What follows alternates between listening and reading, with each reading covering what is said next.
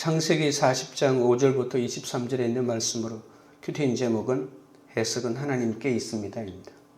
요셉이 노예 신분으로는 결코 만날 수 없었던 대단한 신분의 술관원과 떡관원을 감옥에서 만나게 됩니다. 자의적으로는 갈 수 없는 감옥에 요셉을 넣으셔서 하나님의 큰 꿈을 이루시는 섭리였죠.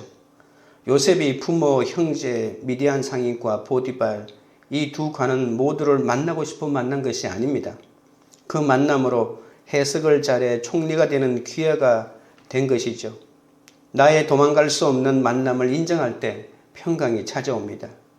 성도에게 우연이 하나도 없습니다. 우리의 만남을 통해 하나님이 당신의 역사를 이루는 기회로 삼으십니다. 채색옷 입고 혼자 놀며 고자질이나 하던 요셉이 노예의 신분으로 땅끝까지 내려갔더니 하나님만을 의지하는 사람이 되었죠. 고난을 통해 총무로서의 승김이 자신의 전공임을 발견하고 2인자의 최고봉인 총리까지 되었습니다. 강력한 태풍의 힘은 그 한가운데에 있는 고요하고 낮은 기압인 태풍의 눈에서 나온다고 합니다. 위대한 리더십 역시 자기를 낮추고 중심을 비우고 고요하게 유지하는 것에서 비롯됩니다. 내가 죄인임을 인정하고 모든 것을 하나님의 힘으로 할 때 자연스러운 낮춤과 최고의 거룩을 이루게 되는 것이죠. 오늘은 감옥에 갇힌 요셉이 그곳에서 함께 갇힌 바로의 신하들을 수종드는 장면이 나옵니다. 어느 날 꿈을 꾼 그들은 그 내용을 해석할 수 없어 근심합니다. 이에 요셉은 해석은 하나님께 있다고 하며 그들의 꿈을 풀어줍니다. 3일 후에 요셉의 해석대로 술 맡은 관원장은 복직하고 떡 굽는 관원장은 죽는 이야기가 나오죠. 첫째로 근심에 비칩니다. 5절부터 7절입니다. 옥에 갇힌 애굽왕의 술 맡은 자와 떡 굽는 자 두 사람이 하룻밤에 꿈을 꾸니 각기 그 내용이 다르더라. 아침에 요셉이 들어가 보니 그들에게 근심의 빛이 있는지라. 요셉이 그 주인의 집에 자기와 함께 갇힌 바로의 신하들에게 묻되 어찌하여 오늘 당신들의 얼굴에 근심의 빛이 있나이까? 요셉은 보디발의 아내를 겁탈하려 했다는 누명을 쓰고 감옥에 갇힙니다. 그런데 공교롭게도 같은 시기에 바로 왕의 술 맡은 자와 떡 굽는 자도 옥에 갇히고 요셉이 이들을 수종들게 됩니다. 성도에게 우연이 없다고 했잖아요. 요셉은 비록 옥에 갇혀 있지만 감옥에서 두 관원장을 수종들면서 자연스럽게 애굽 왕과 왕실에 대해서 알아갑니다. 그리고 이때의 경험은 그가 후에 총리가 되었을 때 많은 도움이 되었을 겁니다. 어느 날 억울하게 갇힌 술 맡은 관원과 죄가 있어 갇힌 떡 맡은 관은 모두 두려워 떨고 있을 때 서로 다른 꿈을 꾸게 됩니다. 그런데 꿈을 꾼 두 관원장이 자신들의 꿈을 해석할 수 없어 근심에 쌓입니다. 아침에 요셉은 그들에게 근심의 빛이 있는 것을 보고 그 이유를 묻습니다. 갇힌 자와 함께 고난을 공유하면서 그들의 근심을 알아보는 것이죠. 감옥에 많은 사람이 있었지만 오직 요셉만 이를 알아차리고 그들에게 이유를 물었습니다. 이처럼 요셉은 다른 사람의 어려움에 민감하게 반응하여 남의 아픔에 관심을 갖고 그들의 마음을 헤아리는 사람이 되었습니다. 그러면서 그는 해석은 하나님께 있습니다라며 그들을 위로했죠. 성도는 주위 사람의 근심을 외면하지 않습니다. 다른 사람의 형편을 살피며 그들의 영적 상태에 관심을 가지고 세심하게 섬기면 반드시 기회를 얻게 됩니다. 요셉이 술 맡은 관원과 떡 맡은 관원을 살피며 그들의 영적 상태에 관심을 가지고 세심하게 섬기자 하나님이 허락하시는 길이 찾아온 것이죠. 요셉이 하나님께로부터 오는 넘치는 위로로 사람을 위로하기 시작했던 겁니다. 카리스마의 특징은 모든 사람에 대한 관심입니다. 고난을 통해 배운 나의 강점으로 다른 사람이 자신감을 느끼도록 도와주는 진정한 카리스마를 우리도 가져야 합니다. 내가 고난 가운데 처했어도 같은 고난을 겪는 타인의 아픔을 진심으로 위로할 때 그들에게 감동을 주게 되죠. 8절입니다. 그들이 그에게 이르되 우리가 꿈을 꾸었으나 이를 해석할 자가 없도다. 요셉이 그들에게 이르되 해석은 하나님께 있지 아니하나이까? 청하건대 내게 이르소서. 두 가난이 해석되지 않는 인생의 문제로 근심하고 있을 때 요셉이 해석이 하나님께 있다고 당당하게 이야기합니다. 요셉이 적극적으로 꿈 해석이 하나님께 있다고 답하는 모습을 통해 그의 평소 꿈에 관한 생각을 알 수 있습니다. 꿈이 하나님의 계심을 정확히 이해하고 믿었기에 가망 없는 환경 속에서도 요셉은 그 하나님의 약속을 붙잡았던 것입니다. 말씀 묵상만이 우리의 해석이 됩니다. 우리도 하나님의 뜻과 계시를 온전히 담고 있는 성경을 통해 약속의 말씀을 붙잡아야 합니다. 말씀이 없는 직통 계시는 위험합니다. 구속사는 균형 잡힌 삶이 전제되어야 하고 내 인생을 특정 구절이 아닌 성경의 이야기로 읽어가야 한다는 말입니다. 그러나 우리는 감옥에서 빠져나가는 것만이 해석의 최고봉이라고 생각하면서 언제 이 고난이 끝날지 다른 방법을 찾고 헤맵니다. 하나님의 뜻은 한쪽에 치우쳐서 무엇인가 열심히 찾는다고 찾아지는 것이 아닙니다. 나의 고난이 주제가 되고 성령님이 스승이 되시고 성경이 교과서가 되어서 균형 잡힌 삶으로 말씀을 묵상할 때 비로소 깨달아집니다. 우리가 생각하는 형통이 희복에 너무 기울어져 있습니다. 그래서 하나님은 자기 마음대로 되는 것이 없었던 요셉을 사용해 어떤 고난에서도 주님과 동행하는 참된 형통의 모델을 보여주시는 거죠. 택한 백성이 범죄할 때는 고난을 통해서 성화에 이르게 하십니다. 그 고난을 마다하지 않고 믿음으로 잘 인내하면 영화의 자리에 이르게 됩니다. 우리에게는 별 인생이 없습니다. 왜 나에게 이런 일이 일어납니까? 라고 말할 수 없다는 거죠. 하나님은 100% 오르시고 우리는 100% 죄인이기 때문입니다.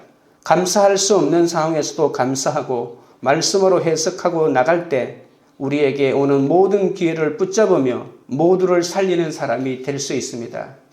누군가에게 영적인 관심을 갖고 진심을 담아 그를 섬길 때 위로자의 역할을 감당할 수 있습니다. 내 고난으로 주위 사람의 근심을 채우라고 말씀으로 그것을 해석해 줄 수 있게 된다는 것이죠. 적용 질문 드립니다. 내가 오늘 채우라고 위로해야 할 근심과 고통 가운데 있는 사람은 누구입니까? 둘째는 기란 해석과 흉한 해석입니다. 9절부터 13절입니다. 술 맡은 관원장이 그의 꿈을 요셉에게 말하여 이르되 내가 꿈에 보니 내 앞에 포도나무가 있는데 그 나무에 새 가지가 있고 싹이 나서 꽃이 피고 포도송이가 익었고 내 손에 바로의 잔이 있기로 내가 포도를 따서 그 즙을 바로의 잔에 짜서 그 잔을 바로의 손에 들였노라. 요셉이 그에게 이르되 그 해석이 이러하니 세 가지는 사흘이라. 지금부터 사흘 안에 바로가 당신의 머리를 들고 당신의 전직을 회복시키리니 당신이 그 전에 술 맡은 자가 되었을 때에 하던 것 같이 바로의 잔을 그의 손에 드리게 되리이다. 애구방의 술 맡은 자와 떡 굽는 자는 요셉에게 자신이 꾼 꿈을 소상히 이야기합니다. 요셉은 술 맡은 자의 꿈을 듣고는 다시 애구방의 부름을 받아 복직되는 길한 해석을 확실하게 예언하죠. 합격과 취직의 길한 해석은 감옥에 갇힌 요셉 같은 자를 구하고 이스라엘 전체를 살리는 사명을 감당하려고 주시는 것이죠. 잘 먹고 잘 살게 되면 그 해석을 사명으로 연결하지 못하고 까맣게 있는 경우가 많습니다. 그러나 하나님이 우리에게 축복을 주셨을 때 하나님이 내게 주신 은혜와 사명을 생각하고 교회를 생각해야 합니다. 요셉이 당시 고대 근동에서 전문가들이 고정한 꿈 해몽서를 접한 적이 없지만 그 방법을 따라 해몽하고 있습니다. 믿는 사람은 그가 처한 시대의 문화를 잘 알아야 합니다. 시대에 관한 관심을 가지고 내가 가진 약재료를 간증하며 상대방을 전도해야 하는 것이죠. 말씀으로 입바른 소리만 하는 것이 아니라 각 사람의 문화적 배경과 눈높이와 관심 분야를 맞추어 그에게 인생을 해석해주는 배려가 필요하다는 겁니다.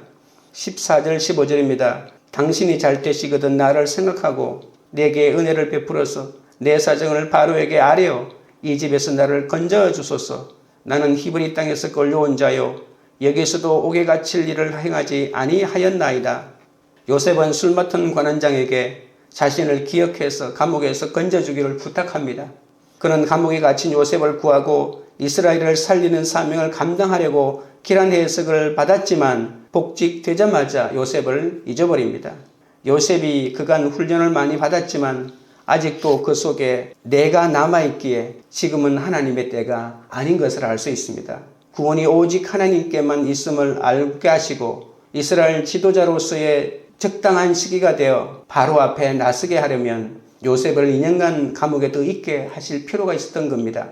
고독과 침묵을 통해 내 욕심으로부터 해방되고 사람과 사건을 제대로 조명하게 되고 은혜로 사는 삶이 무엇인지 깨닫게 되는 겁니다. 내 곁에 배우자, 자녀, 직장 동료가 싫어서 그들로부터 떠나 혼자 있는 것이 고독과 침묵이 아닙니다.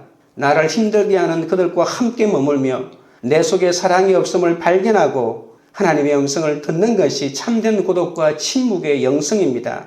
하나님의 때는 하나님의 묘약이기 때문에 모든 힘든 사건 가운데 가장 좋은 때를 기다리며 믿음으로 기도해야 합니다. 16절부터 19절입니다. 떡 굽는 관원장이 그 해석이 좋은 것을 보고 요셉에게 이르되 나도 꿈에 보니 흰 떡 세 강조리가 내 머리에 있고 맨 윗강주리에 바로를 위하여 만든 각종 구운 음식이 있는데 새들이 내 머리의 광주리에서 그것을 먹더라.